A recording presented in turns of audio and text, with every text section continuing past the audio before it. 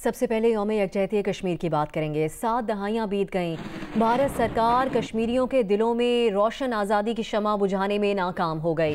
بندوق کا زور، سنگین کی نوک، ظلم اور جبر کا ہر ہتھ کنڈا آزاد فضاؤں میں سانس لینے کی خواہش کے آگے شکست کھا گیا۔ کشمیریوں کی جدوجہد آزادی کو سلام پیش کرنے کے لیے پاکستان سمیت دنیا بھر میں آزادی کے پروانے اپنے کشمیری بھائیوں کے کندھے سے کندھا ملا کر کھڑے ہو گئے۔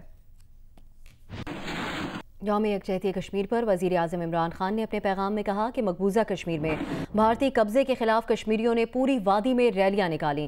کشمیریوں نے بھارتی تسلط ختم کرنے کا مطالبہ کیا۔ وزیر اعظم عمران خان کا کہنا تھا کہ بھارتی افواج کا مقابلہ علیحدگی پسندوں سے نہیں بلکہ کشمیری قوم سے ہے۔ دنیا بھر کے آزادی پسند افراد کو کشمیریوں کی حمایت میں کھڑے ہونا چاہیے۔ D G I S P R major general Asif Ghafoor نے کہا ہے کہ کشمیر 1948 سے اقوام متحدہ کا تصفیہ طلب مسئلہ ہے۔ قابض بھارتی فوج کا ظلم و ستم کشمیریوں کو دبا نہیں سکتا۔ بھارتی مظالم سے کشمیریوں کی حق خود ارادیت کی جدوجہد مزید مضبوط ہو رہی ہے۔ D G I S P R نے کہا کہ کشمیری عوام انشاءاللہ کامیاب ہوں گے۔ مقبوضہ کشمیر کے مظلوم کشمیریوں سے اظہار یکجہتی کے لیے دنیا بھر میں مظاہروں کا سلسلہ جاری رہا۔ افغان دارالحکومت میں مقبوضہ کشمیر پر بھارتی تسلط کے خلاف پہلی بار مظاہرہ کیا گیا۔ خواتین نے مظلوم کشمیریوں سے اظہار یکجہتی کے لیے ریلی نکالی۔ ادھر لندن میں 10 ڈاؤننگ اسٹریٹ کے سامنے مظاہرہ کیا گیا۔ بھارت کے خلاف نعرے لگائے گئے۔ اسپین کے شہر بارسلونا میں ریلی نکالی گئی۔ اٹلی کے شہر میلان میں بھی لوگ سڑکوں پر نکلے۔ بھارت سے مقبوضہ کشمیر میں مظالم بند کرنے کا مطالبہ کیا۔ برسلز میں کشمیریوں سے اظہار یکجہتی کے لیے شمع روشن کی گئیں، ہاتھوں کی زنجیر بھی بنائی گئی۔ کینیڈا کے شہر اوٹاوا میں یوم یکجہتی کشمیر پر پاکستانی ہائی کمیشن میں تقریب کا اہتمام کیا گیا۔ صدر نون لیگ شہباز شریف نے یوم یکجہتی کشمیر پر پیغام میں کہا ہے کہ پاکستان کشمیر کا وکیل تھا، ہے اور انشاءاللہ آزادی کا سورج طلوع ہونے تک رہے گا۔ اہل کشمیر نے اپنے صبر اور استقامت سے آزادی کی جنگ میں قابض بھارتی فوج کو شکست دے دی ہے۔ کشمیریوں کی آواز پوری دنیا میں اٹھاتے رہیں گے۔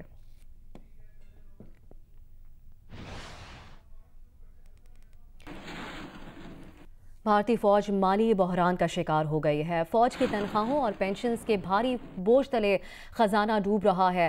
بھارتی اخبار ہندوستان ٹائم نے انکشاف کیا ہے کہ بھارتی جنگی بجٹ کا 24% حصہ تنخواہوں اور پینشنز کی مد میں جا رہا ہے۔ جوانوں کی تنخواہوں میں اضافے سے وزارت خزانہ کے انکار پر آرمی ہیڈ کوارٹر میں سخت بے چینی ہے۔ دوسری طرف فوجی افسران کو عارضی ڈیوٹی اور اہم اجلاسوں میں شرکت کے لیے سفری اور رہائشی اخراجات کی ادائیگی سے انکار کر دیا گیا ہے۔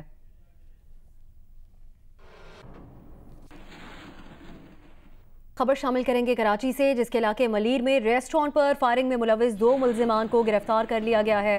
مزید جانیں گے جیو نیوز کے نمائندے افضل ندیم ڈوگر سے۔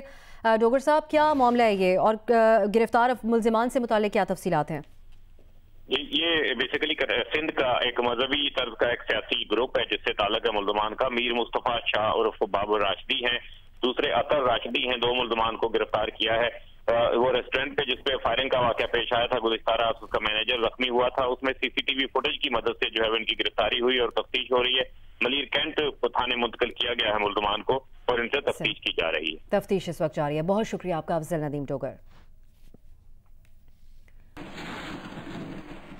کراچی میں پولیس مقابلے کے دوران ہلاک ہوئے رکشہ ڈرائیور مقصود قتل کیس میں پیش رفت ہوئی ہے اور پولیس نے 1 سال سے زائد عرصے کے بعد مبینہ طور پر مقابلے کا سبب بننے والے 3 مفرور ملزمان گرفتار کر لیے ہیں۔ پولیس کا کہنا ہے کہ تینوں ملزمان مقابلے والے دن بیک اپ پر تھے اور مقابلے کے بعد فرار ہو گئے تھے۔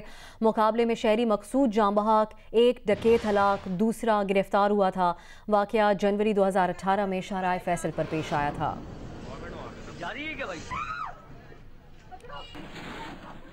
انتہائی افسوسناک خبر شامل کریں گے۔ کراچی کے علاقے کلفٹن میں بچی کو قتل کرنے کے الزام میں اس کی ماں کو گرفتار کر لیا گیا ہے۔ ملزمہ نے اعتراف کیا ہے کہ اس نے اپنی 2.5 سال کی بچی کو سمندر میں ڈبو کر ہلاک کیا۔ اس کا کہنا ہے کہ اس کا شوہر بات بات پر اسے گھر سے نکال دیتا تھا۔ اس کے والد نے بھی گھر میں رہنے کی اجازت نہ دی۔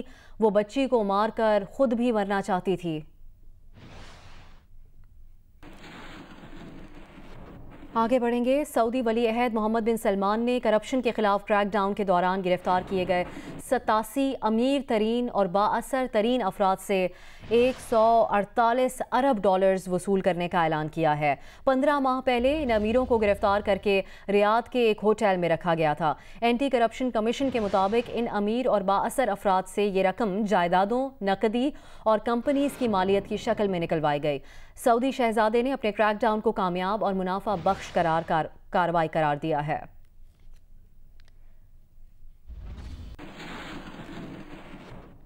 سابق وزیر اعظم نواز شریف کا معائنہ کرنے والے میڈیکل بورڈ نے ان کے دل کا اسپیشلائزڈ ٹریٹمنٹ تجویز کیا ہے۔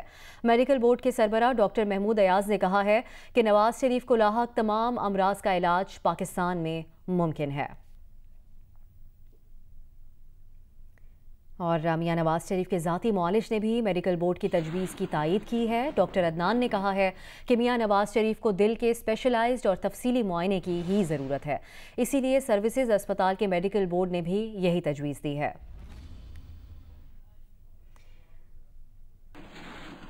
مریم نواز نے اپنے والد نواز شریف کی عیادت کے لیے آج وہ اسپتال آئیں۔ میڈیا سے مختصر گفتگو میں انہوں نے کہا کہ میاں صاحب چاہتے ہیں کہ انہیں جیل واپس لے جایا جائے۔ انہوں نے کہا کہ اللہ پاک میاں صاحب کو صحت دے۔ ترجمان وزیر اعلیٰ پنجاب شہباز گل نے کہا ہے کہ میاں نواز شریف کو اسپتال سے جیل منتقل کرنے کا کوئی فیصلہ نہیں ہوا۔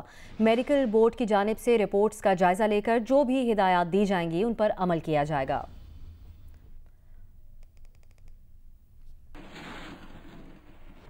آگے بڑھتے ہوئے آپ کو بتائیں، شیخ رشید کی توپوں کا رخ ایک بار پھر بلاول بھٹو کی طرف ہو گیا۔ انہوں نے کہا کہ بلاول کو معاف تو کر دیا، لیکن بلاول کے لیے بلو رانی اور مینوفیکچرنگ فالٹ کے الفاظ واپس نہیں لیے۔ انہوں نے آپ سے معافی مانگ لی ہے، آیا کہ یہ اس بات میں صداقت ہے؟ اگر صداقت ہے تو آپ معاف کر دیں گے اس کو؟ میں نے معاف کر دیا۔ اللہ کے نبی نے کہا معاف کرنے میں عظمت ہے۔ وہ پرسوں کہا تھا نا، نہیں واپس، جو میں کہہ دوں وہ زندگی میں واپس نہیں لیتا۔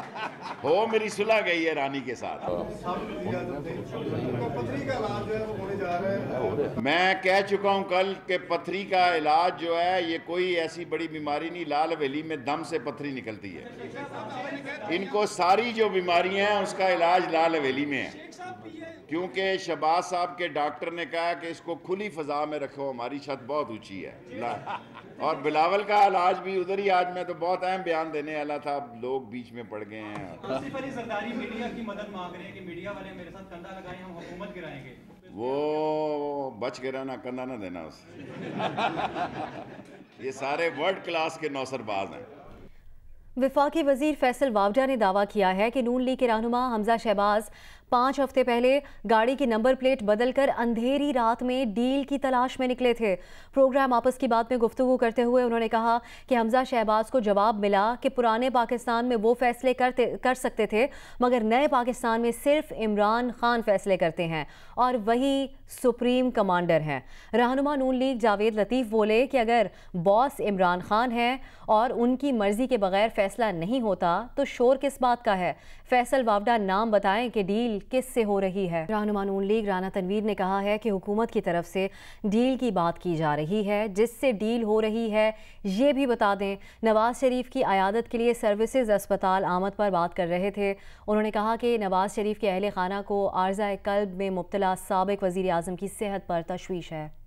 میاں صاحب کو صحت کے ملٹیپل ایشوز ہیں اور ان کی بہت پرانی ہسٹری ہے، جو ہارٹ ڈیزیز ہے ان کا پہلے بائی پاس بھی لندن میں ہوئے اور وہاں پہ ان کا علاج مسلسل ہوتا رہا دل کی بیماری کا۔ جس طرح ایک ان کی صحت کی وجہ سے تکلیف ہے ہمیں، دوسری جس طرح وہ ذرا بیان دیتے ہیں ان سے اور زیادہ تکلیف پہنچتی ہے۔ میاں صاحب کی صحت کے متعلق گورنمنٹ کا بھی وہ الٹا ہے، اس کو طنزیہ انداز میں باتیں کرتے ہیں، یہ مناسب نہیں ہے۔ پاکستان اور جنوبی افریقہ کے درمیان تیسرا اور آخری T20 کل سینچورین میں کھیلا جائے گا۔ جنوبی افریقہ کو سیریز میں 2-0 کی فیصلہ کن برتری حاصل ہے۔ اور پشاور زلمی کے کپتان ڈیرن سیمی اور چیئرمین پشاور زلمی جاوید آفریدی نے DGISPR میجر جنرل آصف غفور سے ملاقات کی۔